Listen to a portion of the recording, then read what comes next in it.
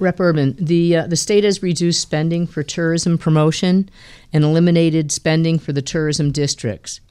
Do you support these cuts? And won't that hurt one of the region's major industries? I love this question, Ann, because I went to the wall on this one with the governor and with Ben Barnes from OPM, and we have a tourism caucus. And I said to them, yes, they're keeping the big money for the, keep Connecticut's still revolutionary, but when they're cutting our regional money, you're talking about people get to Connecticut, but then when they get to Connecticut, how do they know where the Cottrell Brewery is? Or how do they know what goes on in Old Mystic Village? Or how do they know about the apple picking or the wine trail?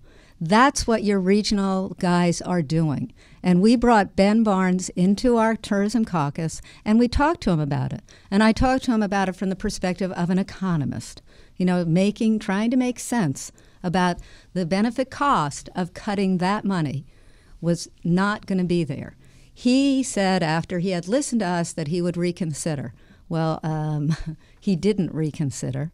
The governor zeroed those out. I'm a big proponent of behavioral economics. And what they call is nudge. If you want something to happen, why don't you nudge it in a specific direction?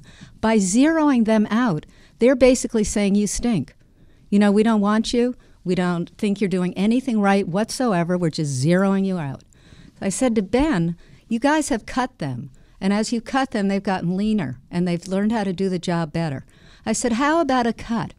How about another cut to say maybe you guys need to start to articulate with your local chambers of commerce? I know Tony Sheridan would do that. I know Lisa Kanicki would do it, so that they would form partnerships when that money got cut again.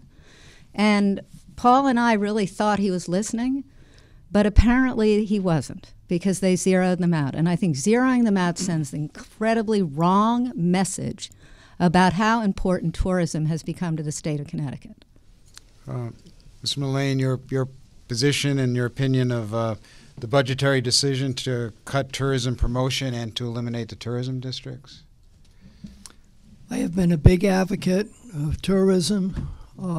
It's, from what I understand, 2.5 to 3 times the dollar return on investment, and we probably have the biggest draw in Connecticut. We should have been the last one to cut. I do not agree with the governor, but I'm going to go back to the root of all the problem. We have a financial crisis. He had to do something. He did a lot of things I didn't like, okay? And I can understand his position. The legislature continued to improve and embellish budgets that we couldn't afford and do things that cost us a fortune, that put us in the political and the financial situation we're in. I have some sympathy for Governor Rowland. He's inherited a bunch of problems that has come from the past, mostly, or 99%, out of the legislature. And that is tax and spend. Well, we're at the end of the line. And you think that's bad? Wait till the next budget. It's going to be worse. And I hope we can have time and have a group that will look at it logically as to what's cost effective and what's not. Otherwise, there's going to be more errors in who you target.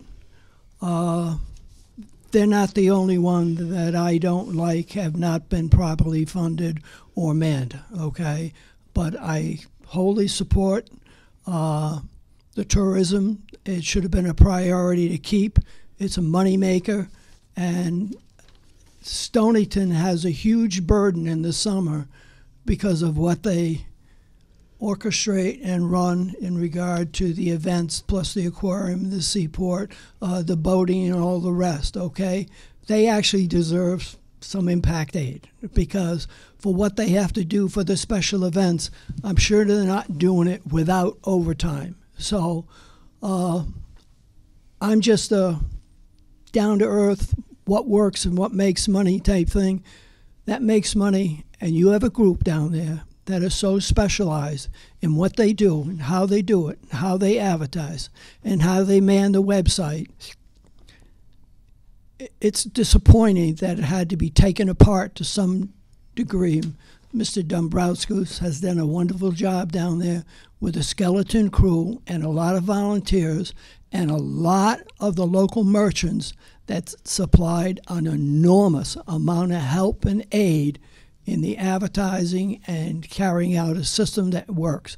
There's a lot of money sent to Hartford from Stonington, and there's really, between the seaport and the aquarium, you got education, you got the boats, you got all kinds of stuff. It's a phenomenal donation that Stonington does All right, for the state of Connecticut. I'm going to move on to another question.